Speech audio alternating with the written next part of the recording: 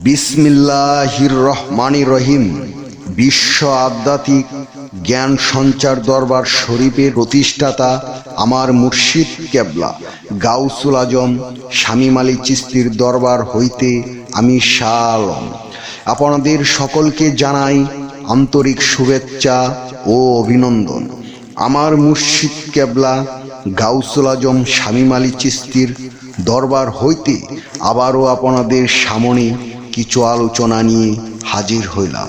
আশা করি সকলে ভালো আছেন এবং সকলেই মনোযোগ সহকারী এবং ধৈর্য সহকারী শুরু থেকে শেষ পর্যন্ত আমার এই আলোচনাটি শুনুন। আমি যে আলোচনাটি নিয়ে আপনাদের সামনে হাজির হইলাম সেই আলোচনাটি হইলেন কিছু পবিত্র বাণী। আজকে আপনাদের সামনে কিছু পবিত্র বাণী প্রকাশ করিব, যে বাণীর মাধ্যমে আপনাদের জীবন পরিবর্তন হয়ে যাবে। তাই সকলেই মনোযোগ সহকারী এবং ধৈর্য সহকারী শুরু থেকে শেষ পর্যন্ত আমার এই আলোচনাটি শুনুন। শুরুতেই বিশ্বের সকল স্তরের লোকদের উদ্দেশ্য করে বলছি, আমার লক্ষ্য আমার মুর্শিদ কেবলা গাউসুল আজম শামীম আলী চিশতির লেখা গ্রন্থের বিষয়বস্তু আপনাদের সামনে উপস্থাপনা করা, যাতে আপনারা সকলেই হাকিকত জানতে পারেন, বুঝতে পারেন এবং হাকিকতের জ্ঞান নিতে পারেন। আমি যে আলোচনাটি নিয়ে আপনাদের সামনে হাজির হইলাম, এই আলোচনাটি আপনাদের জন্য অনেক গুরুত্বপূর্ণ। এই আলোচনার মাধ্যমে আপনাদের জীবন পরিবর্তন হয়ে যাবে। তাই সকলেই মনোযোগ সহকারী এবং ধৈর্য সহকারী সম্পূর্ণ আলোচনাটি শুনুন। নম্র ও উদার ব্যবহার শত্রুর ভালোবাসা বয়ে সক্ষম। জ্ঞানী ব্যক্তি কখনো গরিব হয় না, কিছুর আশায় না থাকায় স্বাধীনতা, আর কোনো কিছুর আশা থাকায় গোলামি।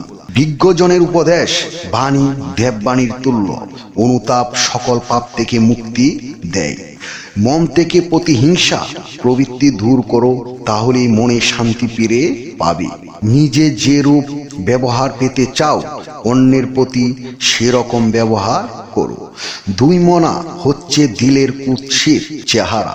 সাফল্য অর্জন করতে হলে বিপদে ঝুঁকি নিতে হবে।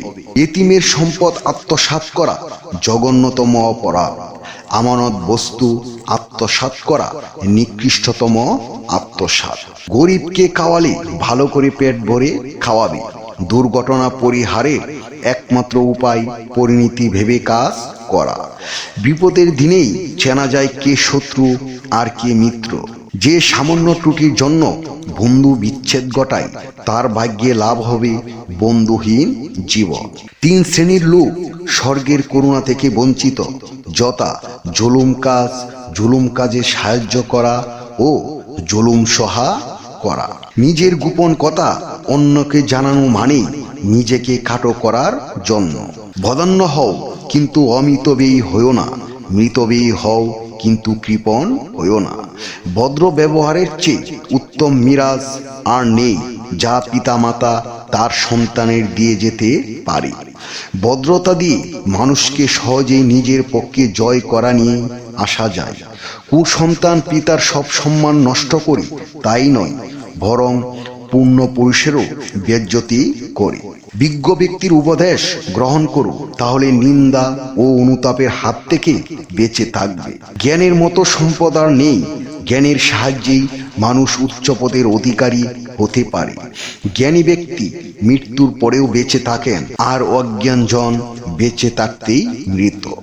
যে নিজেকে নিজের সর্বোত্তম মনে করে সে নিকৃষ্টতম ব্যক্তি।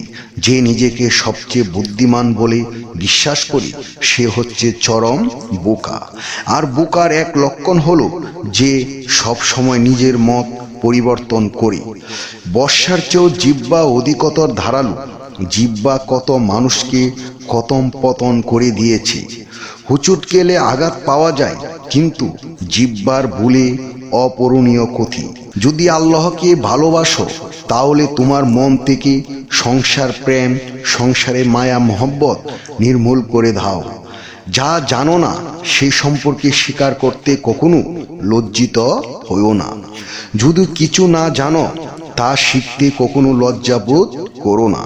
দেহের সাথে আত্মার যে সম্পর্ক, ইমানের সাথে ধৈর্য ও সহানুভূতির সম্পর্ক সেরকম। মাথা ছাড়া দেহের যেমন মূল্য নেই, তেমনি ধৈর্য ছাড়া ইমানের কোনো মূল্য নেই। আমি যে আলোচনাটি আপনাদের সামনে করেছি, এই আলোচনাটি আপনাদের কাছে কতটুকু ভালো লেগেছে?